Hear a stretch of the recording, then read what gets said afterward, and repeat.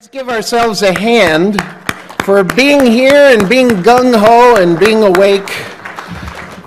Thank you all so much for attending. Who am I and why am I here? I'm the Admiral Stockdale of the JFK research community. My name is Alan Dale. I'm the host of an online interview program called JFK Lancer Conversations, which features one-on-one conversation with extraordinary scholars, people of consequence in the story of our unfolding efforts to come to a deeper understanding, have greater confidence that our understanding is based upon reason and knowledge. And I'm honored to be a host and your MC for the next several minutes. Depending upon how well I do, it could last throughout the entire conference. We will begin in just a moment. I should simply acknowledge that during the course of an event such as this, there will be disagreement. There will be people making claims or making statements or referring to alleged facts with which some of us will disagree, but I'm hopeful that we will abide by the idea of amicable disagreement and confine our expressions of disapproval to polite hissing and booing, and because we can do that.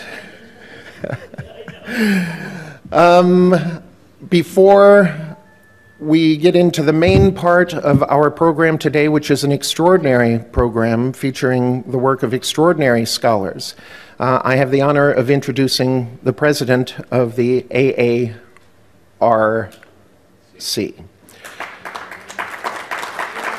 The American Association for Respiratory Care has been here for 25 years, and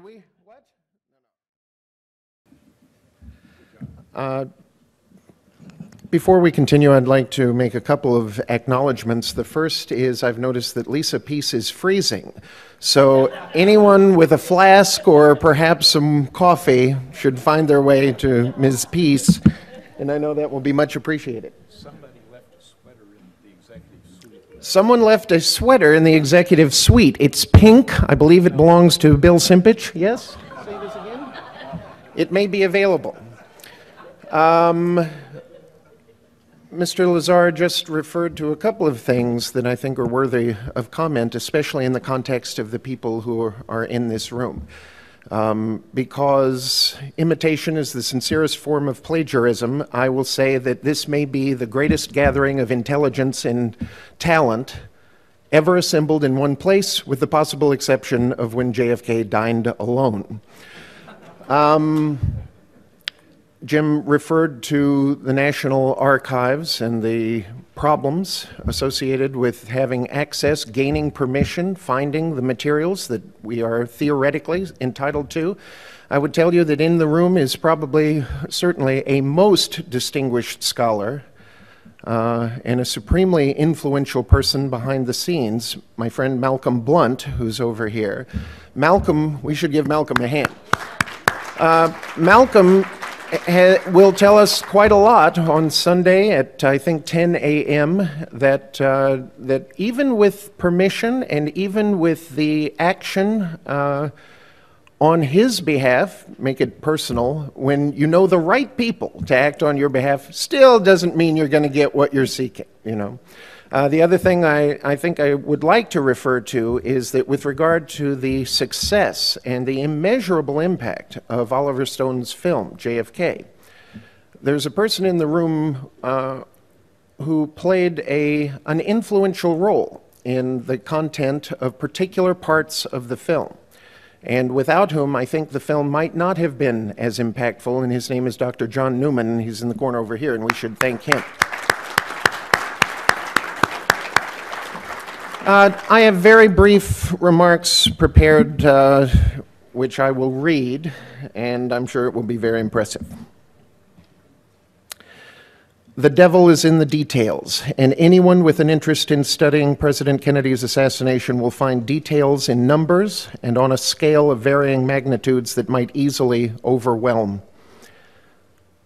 the collection and chain of possession of evidence from 3 crime scenes, the medical evidence associated with Parkland Hospital, the security preparations and performance of duties by the Dallas Police, the Secret Service, the President's military autopsy and the records of that event, Lee Harvey Oswald's strange history, Russia, Castro, New Orleans, Mexico City, the CIA, the FBI, the Warren Commission, and that's only up through 1964.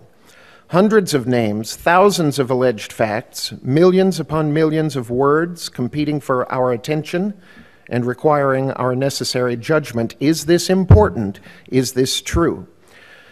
More than 50 years later, details relating to the death of President Kennedy have accumulated like snowflakes in a blizzard. So many different pieces of so many different puzzles, and no instructions about how they might ultimately fit together, except through our own diligence and reflection.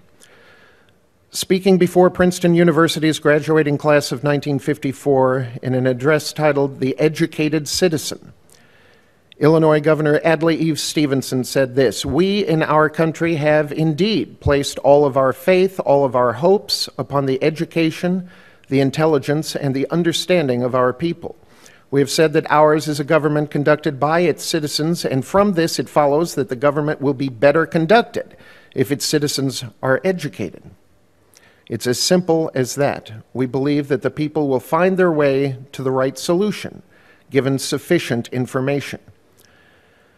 Governor Stevenson concluded, "We believe with Lincoln, why should there not be a patient confidence in the ultimate judgment of the people?" Nearly 10 years later, on November 29, 1963, President Johnson announced the creation of the President's Commission on the Assassination of President Kennedy, which would forever be known as the Warren Commission. Its final report, presented to the President on November 24, 1964, made public 3 days later, declared that Lee Harvey Oswald had acted alone in the attack which resulted in the death of President Kennedy and the wounding of Texas Governor John Connally, and that Jack Ruby had acted alone in murdering Oswald. So our topic for the next couple of days is criticism. Winston Churchill said, "Criticism may not be agreeable, but it is necessary. It fulfills the same function as pain in the human body. It calls attention to an unhealthy state of things." Warren Commission member and future President Gerald Ford described the report by claiming, "The monumental record of the President's Commission will stand like a Gibraltar of factual literature through the ages to come." 30 years later, after an ocean of dissent and criticism of the official findings, Norman Mailer compared the Commission's work to a dead whale decomposing on a beach. The late Harold Weisberg quoted Warren Commission member Senator Richard Russell as saying very simply, "We have not been told the truth about Oswald." In 1998, in a chapter titled "The Problem of Secrecy and the Solution of the JFK Act," the Assassination Records Review Board, which was created to collect and review the documents relating to the assassination, pointed out in its final report, doubts about the Warren Commission's findings were not restricted to ordinary citizens.